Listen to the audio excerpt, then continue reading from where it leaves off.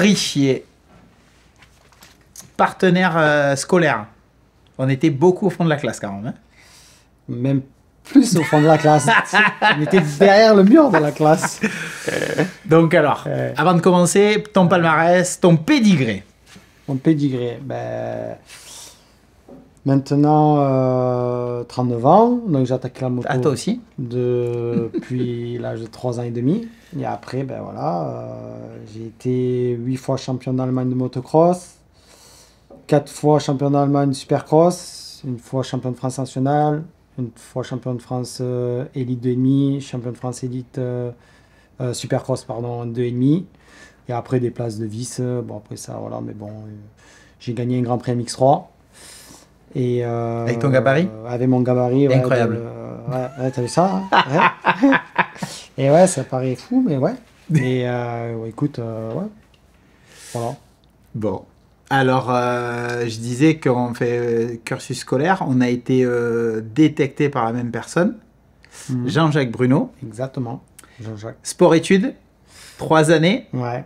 Les plus belles années de notre vie. Ouais. On a fait les pires conneries qui pouvaient exister. Exactement. Incroyable. Ouais, c'était... Ouais, moi je le dis souvent, en ayant voyagé énormément dans le monde entier, ayant vécu des expériences de fou. Mais c'est vrai que le pôle mécanique à l'Est, c'était... Ouais, il y en aurait tellement à dire que... Voilà, on peut pas tout dire. On peut pas tout dire parce que les gens ne le croiraient pas déjà. Mais ouais, c'était vraiment extraordinaire avec un collectif où on était vraiment... en plus amis, déjantés, et on faisait des conneries à longueur de journée, il faut dire ce qu'il en est. Mais après, ça a marché parce que si on regarde... On se tirait à l'entraînement, en fait, gros collectif à l'entraînement. Ouais. Et en fait, tout ça pour revenir à Jean-Jacques, à la base, qui, premier français à gagner une manche de GP, old school. Mais par contre, super fort. Tu te rappelles une fois à Sommières dans la boue? Oui. On roulait, on se traînait la savate. Il nous disait qu'on était à l'arrêt. Il avait pris, je sais pas, il était déjà vieux. Parce qu'il est âgé, mais il était déjà vieux. Il devait avoir 55 ans. Il avait mis des bottes en caouchouc et le casque du mécano et il nous tournait autour. Ouais, c'était violent. Là, ce jour-là, techniquement, souvent, je le dis, tout ce qu'on a appris, c'est grâce à cette personne-là. Après, alors, j'étais moins en accord avec Olivier. Ouais. Mais après, Olivier a été complémentaire parce qu'il était plus pointilleux sur le supercross, et il nous a vraiment fait travailler techniquement. Ouais, il nous a apporté la programmation aussi. Jean-Jacques, c'était plus le côté technique où là, c'était une machine, quoi. Passer sous, même moi, des fois, quand je fais avec mes jeunes, j'ai le souvenir d'avoir un bâton, passer dessous. On arrivait sur des terrains de béton, ils cherchaient la seule flaque d'eau qu'il y avait. Un truc de... Ce que j'allais dire, à Beauvoisin, dans la cuvette, on faisait un bourbier. Mais tu sais comment ça m'a servi pour l'enduro? Ou quand on le voyait des fois arriver à Salindre, où il mettait 4 pneus sur la ligne droite de départ et on tournait toute la journée autour de ces pneus. Il ne savait pas pourquoi, mais bon, on passait la journée dessus, quoi. Mais bon, c'est des choses qui ont... Toi, aujourd'hui, tu es entraîneur? Aujourd'hui, je suis entraîneur, non, mais après, en ayant mon team, je gère 2 jeunes, 2-3 jeunes, voilà, en privé, mais après, sinon, c'est pas réellement mon métier. Maintenant, pour les jeunes de mon team, moi, c'est moi qui les encadre, pour que je veux que ce soit plus cadré, qu'on travaille plus techniquement et qu'on ait des programmes plus approfondis qu'avec certains. Voilà, ouais. Ma première question, quelle est ta définition du talent? La définition du talent sur une moto? Ouais, forcément. Tu le vois quand même, pour moi personnellement, tu le vois à plein de choses. La position sur la moto, la facilité pour faire plein de petits gestes techniques sur un virage ou sur un saut. Mais c'est pas du talent, ça, c'est doué. Ouais, ça reste du talent, non? Le talent et doué, c'est... Pour moi, le talent, c'est le travail. Doué, c'est un gars qui est doué. Ouais, le talent... Tu vois, un gars comme Pluchot, dans chaque interview, ça revient, c'est un gars qui est doué. Ouais. Quand même, il lui manquait du talent. Ouais. Il lui a manqué du talent parce que le talent, c'est le travail. Ouais. Et le travail, c'est ce qui fait sublimer le gars qui est doué. On peut le prendre comme ça aussi, ouais. Moi, c'est ce que je vois. Mathieu, il lui a manqué quelque chose. Ouais, il manquait un petit truc. Mais bon, on voyait qu'il y avait quand même un gros potentiel, quoi. Ah, mais c'est sûr. Voilà. Donc, toi qui as côtoyé, moi, on me dit souvent, tu as un talent gâché et tout. moi, ça m'arrive souvent, on me dit, t'as un talent gâché parce que dans ma carrière, j'étais un branleur. Je pensais plus à regarder des livres de cul que des livres de moto. Hein. Donc forcément, j'allais pas courir. Ouais, je faisais autre chose avec. Mais voilà, après, moi, je me suis blessé plein de fois parce que je faisais pas assez de physique, je bossais pas assez. Mais après, je pense que voilà, techniquement, j'avais quelque chose. Et après, j'ai fait ce qu'il fallait pour m'entraîner, pour faire gagner les championnats que j'ai fait, moi, on va dire, à mon niveau. Mais après, de là aller en Grand Prix, quand j'allais en Grand Prix, ça ne marchait pas parce que je faisais pas assez. Mais bon, le talent, je pense qu'il était quand même là. Oui, j'étais doué. Tu étais doué, il te manquait un peu de talent. Ouais, voilà. Mais après, tu t'es rattrapé sur la facilité. Tu t'es rattrapé sur ton bagage technique qui était supérieur aux autres. Et tu es revenu au Supercross. Voilà. Pour toi, le Supercross, c'était plus facile que pour Boissière ou que pour n'importe qui. Voilà. Moi, c'est ma vision des choses. Je suis d'accord. C'est sûr, quand tu venais en Grand Prix, je me souviens très bien, tu étais bien au bord des barrières à regarder les gonzesses. Exactement. Non, mais toi qui as côtoyé les pourcelles de très près, Christophe. Ouais. Après, Christophe. C'est sûr que. Là, après, tu nous parles de Christophe. Christophe, c'est. T'en as un, je pense, là, pour le coup, tous les. Ouais, mais il travaillait. 10 ans. Il bossait. Alors, il faisait semblant. Il faisait semblant de ne pas bosser, mais il bossait. Oui, mais là. Et lui, par contre, voilà, il y a quand même encore. Lui, je pense que c'est encore. On parle de là du talent, d'être doué. Il y a plein de choses qui font qu'il avait tout. Oui, mais tu vois, aujourd'hui, on est ébahi devant un Jet Lawrence, qui est exceptionnel. Ouais. Mais Christophe, il était autant. Ouais, je pense, Vraiment. Je pense, Après, il a un peu exagéré, ça lui a coûté une grosse partie de sa carrière. Mais par contre, le toucher de moto, le doué de la moto, il était là. Il était là, ouais. Parce que toi, tu dois avoir des anecdotes sur lui. T'as dû voir des trucs de fou. Bref, oui, je voyais des trucs de fou. Quand je roulais avec, il était en 80, il faisait des choses que nous n'arrivait pas à faire en 125. Donc forcément, déjà, quand tu parles de ce moment-là, c'est qu'il y a un problème quelque part. Alors que, bon, on était quand même pas mauvais, son frère était très bon. Il y avait quelque chose en plus. À ce moment-là, c'est pareil. Toi, si on revient à toi, tu étais doué, tu étais un talent, tu as fait des trucs de fou dans ta carrière, mais tu aurais peut-être pu faire un peu plus. Parce que tu avais tout pour être... Alors moi, je crois... Pas peut-être un Lawrence ou un Christophe Pourcel, mais peut-être une marche en dessous. Alors. Tu vois, mais vraiment pas loin. Oui, mais j'ai fait des mauvais choix. Je sais exactement pourquoi j'ai pas réussi en cross. Et j'ai corrigé le tir en enduro. J'ai eu la chance à rebondir. Tu vois ce que je veux dire ? Exactement. Après, en fait, tu sais très bien, on était dans ce pôle espoir. Moi, j'étais en équipe de France. Et en fait, de suite, tu es livré à toi-même.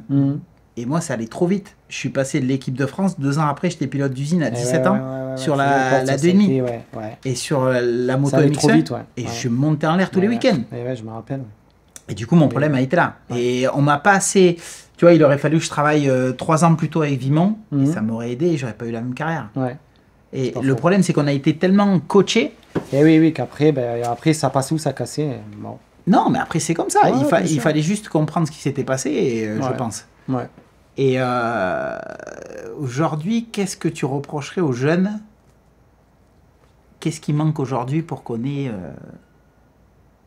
une génération comme on a eu ? Là, pareil, tu me lances dans un sujet, le sujet critique actuel. Fais-moi rêver, on est là pour les corriger. Gentiment. Pour les corriger, si tu veux, c'est malheureux à dire, mais aujourd'hui, c'est une génération qui est ultra compliquée. Comment c'est possible que Greg, il soit encore... Il a quel âge, Greg ? Il doit avoir 35 ans. Ouais, 30. Non, plus. Ouais, 36. Il vieillit aussi, reste pas jeune. Détends-toi, on a 39, il a 3 ans de moins que nous. Pareil, du talent et un peu doué, et là, il bosse et ça suffit. Mais aujourd'hui, la génération actuelle, c'est plus ce que c'était. Mais c'est quoi qui leur manque, la technique ? Déjà, un tout. Je pense que c'est un tout. C'est un peu de technique, un peu beaucoup d'envie. Après, des talentueux, il y en a. Mais après, je pense que c'est le système. Tu vois bien, nous, à notre époque, on avait un vélo, une moto, on était les plus heureux. On n'avait pas de téléphone, on n'avait pas de réseaux sociaux, on n'avait pas toute cette merde qui aujourd'hui, c'est une génération d'abrutis, quoi. Et alors, moi, je parle pas après que de la moto. Je parle un peu vraiment de tout, et après, ça se répercute quand même sur la génération actuelle. Hein, ça fait peur, hein, mais aujourd'hui, Moi, aujourd'hui, un jeune qui peut être champion du monde, ben, je suis désolé de te dire, mais en français, je peux t'en citer aucun. Non, mais après, je suis d'accord avec toi. Aujourd'hui, si je fais ça, c'est pour aussi dire ce que je pense, tu vois. Tu sais, Fred, mon ancien mécano, là, Laverne, son fils voulait faire la moto. Donc lui, il a interdit son fils à faire la moto. Donc il s'est rabattu sur le vélo. Il a dit, moi, je veux être champion du monde comme Bruni. Du coup, on était à l'apéro un peu un peu chaud. Ben, quand le gosse, il dit ça, et Fred, il me dit, qu'est-ce qu'on lui dit? Ben, il faut lui dire la vérité. Je vais dire, il faut lui dire que ça va être horrible, super dur, qu'il va en chier énormément. Il aura pas de vacances parce que quand ses potes ils vont en station de ski, lui il va devoir s'entraîner sur son vélo. Et quand ses potes ils iront au Osgore faire la fête, lui il faudra qu'il soit dans sa station de ski à faire du vélo. Et du coup j'ai dit il faut juste lui dire la vérité. Donc le gosse on lui a fait un gros discours. Il avait 10 ans je crois. Et j'ai dit tu réponds pas maintenant, tu répondras demain matin. Déjà parce que j'avais mal à la tête. Et de deux parce que je voulais qu'il me rise dans la nuit. Et en fait le lendemain matin il arrive, il dit ben moi c'est vraiment ça que je veux faire. J'ai dit, ok, bah à partir d'aujourd'hui, il va falloir travailler. Et tu vois, ce mot, travailler, en fait, les Français, j'ai l'impression qu'on a du mal à le dire aux jeunes. Et puis... C'est pas méchant. En fait, c'est savoir où est-ce que tu veux aller. Tu vois, le petit Rossi, il me dit, aujourd'hui, je dis, où est-ce que tu veux finir? Où est-ce que tu vas aller? Il te dit aux États-Unis. Je dis, mais là, déjà, mon garçon, il va falloir faire du supercross une fois par semaine. C'est pas compliqué. Un petit circuit. Après, la génération actuelle, c'est pas compliqué. Ils veulent, ils ont des ambitions. Donc, je veux être champion du monde, je veux être champion de France, je veux faire ci. Ils veulent être, mais sans rien faire. Ils veulent que ça tombe du ciel. Mais c'est pas possible. Voilà. Et c'est pour ça que je te dis, voilà, c'est une génération aussi un peu de rêveurs. Et puis, c'est totalement différent, par exemple, nous, de notre époque. Il y a plein de choses qui sont différentes. Et après, si tu regardes, nous, notre génération, si tu regardes notre génération, nous, du Pôle Espoir, si tu regardes à 80%, on a tous fait quelque chose dans notre carrière. Et puis des belles choses. Non, mais carrément. Sur ton palmarès, Pourcel, le mien, Boissière, on est une génération où là. Mais bon, après, c'était moto. Tu dormais, on travaillait, on faisait les cons. Mais toujours les cons sur de la moto, sur du vélo, du sport. Voilà. Maintenant, ça a développé énormément notre aspect de compétition. Voilà. C'est un aspect de compétition. On faisait du ping-pong, il fallait gagner. On faisait du karting, il fallait couper un de l'autre, gagner. On allait faire... Voilà, c'était toujours gagner. Que ça, aujourd'hui, ça se perd. Non, mais je suis d'accord avec toi. Mais tu sais, alors, je pense que Jean-Jacques et Olivier a un petit peu moins été gentil. Jean-Jacques, c'était pas un tendre. Avec nous, il y a des jours, il était très dur. Et je pense que cette dureté qu'on a eue, alors déjà, l'effet de groupe, je veux dire, quand on allait à... Comment ça s'appelle? Aigues-Mortes. Aigues-Mortes, Tu te rappelles dans les journées, le massacre. Mais par contre, tu te rappelles, tu l'as dit tout à l'heure, tu as dit, ils nous mettaient 4 pneus, on ne savait pas pourquoi, on passait l'après-midi sur une ligne de départ. À Beaucaire, combien de fois on a roulé sur le parking alors qu'on ne roulait même pas sur le circuit? C'est ce que je te disais. Moi, je me rappelle une fois à Beauvoisin, béton armé, le terrain, il y avait une flaque. On a passé la journée comme des cochons dans la flaque. Les motos pleines de merde, alors que c'était en plein mois de juillet ou juin, parce que bon, après en juillet on n'était plus là, mais c'était béton armé, voilà, on était là-dedans. Mais ça, tu le fais faire aujourd'hui à des jeunes, ils vont te dire, c'est qui se fout? C'est qui se fout furieux? Alors que, alors que c'est là. Hein, tu le sais, toi, qui c'est l'entraîneur des Lawrence? L'entraîneur des Lawrence, non, mais par contre, je n'ai vastement entendu parler, il me semble, là. Omara. Omara, parce qu'il était censé venir pour le 40e anniversaire. Et tu te rends compte? Fait pour une histoire, je ne sais plus quoi, mais ouais, c'est lui son entraîneur. Tu te rends compte que c'est quand même Johnny Omara depuis 4 ans et on n'en entend pas parler. C'est un truc de fou. Et ouais, mais bon. Les vieux de la vieille. Non, mais après, c'est que en fait, on oublie un aspect. Tu vois, là, par exemple, le petit Rossi, il rentre. Donc, c'est le fils d'un ami. Hein, Le petit Rossi, je le connais depuis tout petit. Alors, Rossi, là, par contre, tu vois, bon petit diamant. Maintenant, il y a quand même du boulot pour vraiment le faire vraiment pimpant. Mais c'est vrai que quand même, lui, il y a quand même quelque chose. Voilà. Tu vois, lui, j'ai tendance à y croire. Maintenant, attention. Corse. Il y a du boulot. Oui, Corse. Et il se relâche très vite. Voilà. Par contre, attention, tu vas être champion du monde. Et là, il faut le tenir. Voilà. Puis après, tu es jeune, malheureusement, il n'y a pas que la moto, tu es un peu beau gosse, tu as des gonzesses. Oui, ça c'est un gros problème. Non, mais je sais, ça c'est un gros problème. Peut-être moins que toi. Aussi, hein. Je pense qu'il ne faudrait pas un papier pour les marquer, parce que la table va être longue. Hein. Mais non, ouais, après, il y a plein de choses qui font que. Puis après, une carrière, ça se joue des fois pas grand-chose. Tu es souvent là, tu es à la bascule, et ça va passer, pas passer, et si ça passe, c'est parti. Et des fois, ça passe pas, et voilà, tu as fait plein de sacrifices pour pas grand-chose au final. Mais lui... tu changerais quoi, toi, pour ta carrière? Si aujourd'hui, tu devais repartir, tu dis, allez, je repars d'une feuille blanche, j'ai 14 ans, je rentre en équipe de France, qu'est-ce que je change? Moi, pour être honnête, je change rien. Je savais que tu allais répondre ça. Ouais, puis vraiment, je peux te jurer sur la tête de mes 2 enfants, ce que j'ai de plus cher, je change rien. Et alors que j'ai... Tu vois, des fois, j'en parle. Des fois, on me redit, ouais, putain, t'imagines quand même, t'avais l'opportunité d'aller chez Kawa Pro Circuit, coéquipier de Vilo Poto. Voilà, donc à l'époque, ce qui est vrai, parce que Weimer s'était fait mal.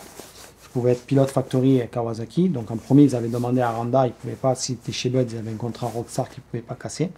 Et la deuxième personne qu'ils ont demandé, c'était moi. J'ai refusé. Et c'était Isoire qui était allé. Enfin bref. Mais même, après, j'avais eu des opportunités d'aller en Grand Prix. Mais moi, si tu veux, j'ai tellement vécu une vie de fou. J'ai été en Allemagne, j'étais le roi du pétrole, je gagnais ma petite vie, je surfais, je me bourrais la gueule, je m'entraînais par contre, je m'entraînais beaucoup. Mais à côté de ça, des fois, voilà, je vivais. J'allais au resto avec les collègues, je faisais ce que j'avais à faire, on allait dans des beaux endroits à cet âge-là. Maintenant, je ne vais plus. Mais voilà, j'avais tout, quoi. Mais par contre, voilà, à côté de ça, je bossais, mais je vivais. Et en fait, je travaillais assez pour gagner... Mais tu restais sur ce qu'on a dit, la technique, voilà, ton bagage exactement. Technique te faisait... Mais par contre, voilà, j'allais au charbon. Moi, tu sais, au master, des fois, j'arrivais et je claquais la pole devant les 2 salles, devant des Nagel, alors qu'ils étaient 2 et 3 du mondial. Ouais. À l'époque, moi, je connais bien Ken Roxen parce qu'il habitait à côté de chez moi. Je l'ai vu grandir. Je suis resté quand même 10 ans là-bas. Et voilà, j'ai roulé avec des gars qui étaient vraiment top GP. Et des fois, sur des terrains béton, j'arrivais à leur mettre la pilule. Mais après, c'est toujours pareil. Je leur mettais la pilule sur les chronos. Début de manche, je faisais tout le temps all shot. Donc, j'arrivais à rester 10-15 minutes devant ces gars-là. Et puis après, je finissais 6-7 parce que physiquement, j'étais sec. Et voilà. Mais par contre, après, sur le championnat, on va dire national, qui était comme l'élite, qui était le 2e championnat allemand, là, j'arrivais à gagner. Être champion, j'ai gagné ma vie, j'étais reconnu là-bas, j'ai quasiment tous les records. Donc, honnêtement, voilà, si je devais changer quelque chose, honnêtement, je ne changerais rien. Je referais pareil, tout pareil. Tout pareil. J'aime ça, j'adore ça. Et vraiment. Hein. Tu te rappelles qu'une fois avec le vélo, tu as atterri sur le capot d'une 4L? Ouais. C'était où ça? Les courses, tu te rappelles les biathlons? Moi, je suis beaucoup tombé sur la tête aussi. Non, mais avec le vélo, on faisait des courses de biathlon. Quand on faisait les intervalles training. Non, pas oui. Non, biathlon. Oui, les biathlons, en vélo. Oui, exact, ouais. Ça, c'était magique, ça.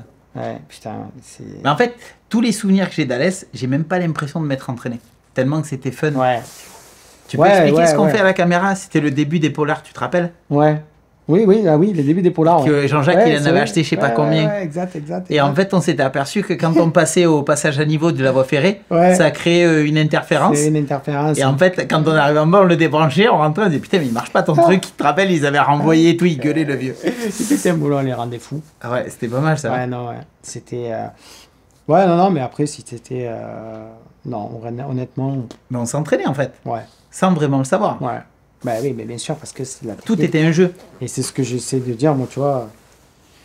J'ai un ami qui est sur les Seine-Marie de la Mer, qui a des hectares et des hectares de terrain, une terre de qualité de fou, parce que dedans, c'est des rizières. Et puis, les gars, je leur dis, des fois, ils nous griffent ils nous font, tu vois, une spéciale. Et j'y mets là, vous savez pas la chance que vous avez de rouler dans des sillons comme ça, de la terre de fou.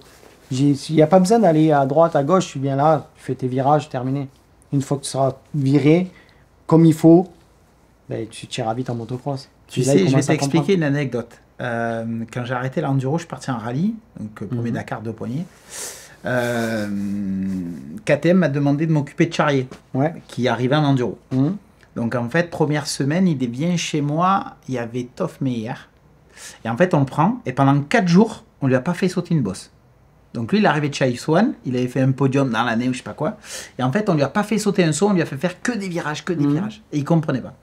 Et on lui disait, mais t'es mauvais, t'es à l'arrêt dans le virage. Et lui, il disait, mais attends, mais moi j'ai fait des podiums en Grand Prix. Ouais, mais t'es mauvais. Semaine prochaine, il y a Watson et Garcia, tu vas pas comprendre. Et tu sais, il avait du mal à le comprendre. Il n'arrivait pas à réaliser. Et en fait, la semaine d'après, ils sont arrivés, on part, on arrive chez mes parents, ils font l'échauffement, il s'est arrêté de lui-même. Il s'est arrêté, il regardait les virages qu'on avait fait travailler. Il disait, j'ai jamais vu passer quelqu'un aussi vite dans un virage. Je dis, et en fait, tout ça pour dire que je pense que Garcia, c'est le pilote le plus rapide dans un virage. Tout mélangé, motocross, supercross, tout ce que tu veux. Parce qu'il a le bon gabarit. Il fait, Mais par contre, tu vois, c'est un gosse, il a jamais fait de motocross de sa vie ou de supercross. Et ben, je pense qu'il serait vraiment pas mauvais. Tellement qu'il travaille. C'est un acharné du travail. Moi, ça me fait rire parce que des fois, tu vois, des fois, je leur dis, on est là, je leur dis, mais les gars, vous êtes à l'arrêt. Et moi, ça m'énerve. Alors, je mets ma casquette à l'envers, je mets mes baskets et mon jogging, et je leur dis, allez, vas-y, passe-moi la moto. Et là, je fais 1 ou 2 passages. Et là, du coup, ils boudent après. Ils se disent, mais comme ça, ah oui, effectivement. Mais bon, c'est un truc, voilà, qu'on a appris, qu'on a tellement fait de fois, qu'après, une fois que tu l'as, voilà, tu sais faire. Mais par contre, c'est dur à apprendre et c'est dur à... Mais combien de virages il nous a fait faire, Jean-Jacques? Putain, On revient juste à la base. Ouais, c'est ça. Et mais ça, c'est aux jeunes de le comprendre. Bon, ça m'a fait plaisir de t'avoir parlé. Merci, Florent. Moi, pareil, Antoine.